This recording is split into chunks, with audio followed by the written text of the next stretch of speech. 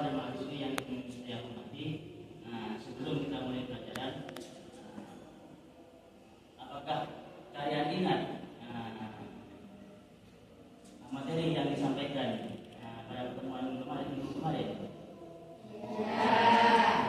Tentang apa itu? Mungkin bab atau yang namanya itu merupakan jalan menuju akad yang sebenarnya, yaitu pernikahan.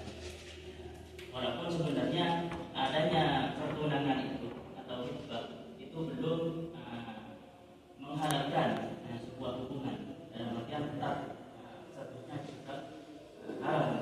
Namun untuk saat ini kita akan membahas dengan jauh lebih dalam lagi, artinya proses pernikahannya.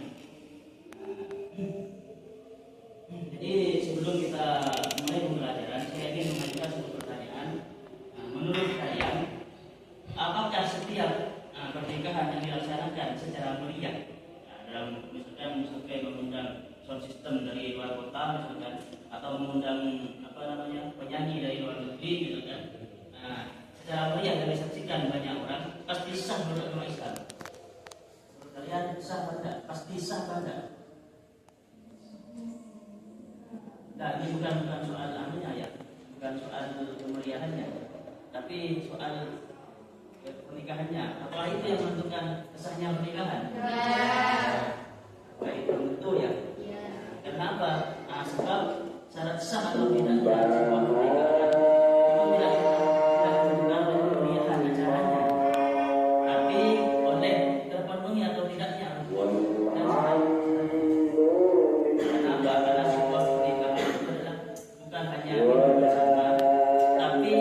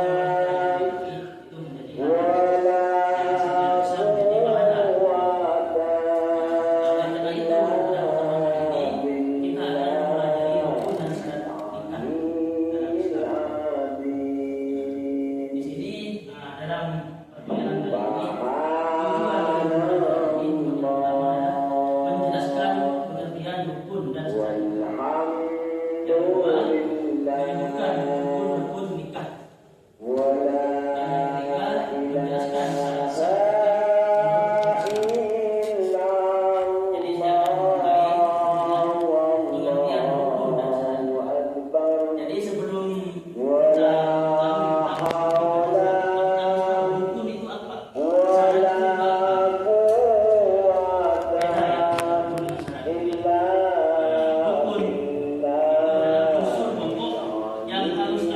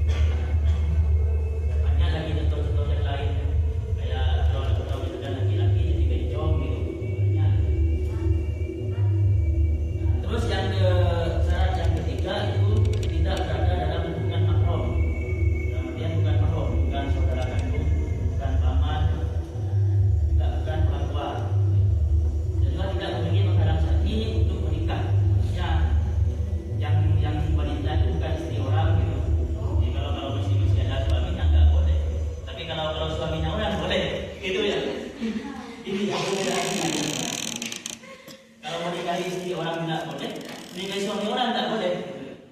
Nah, jadi ini ya, syarat-syaratnya ya saya singkat aja ya. Nah, ini sama apa?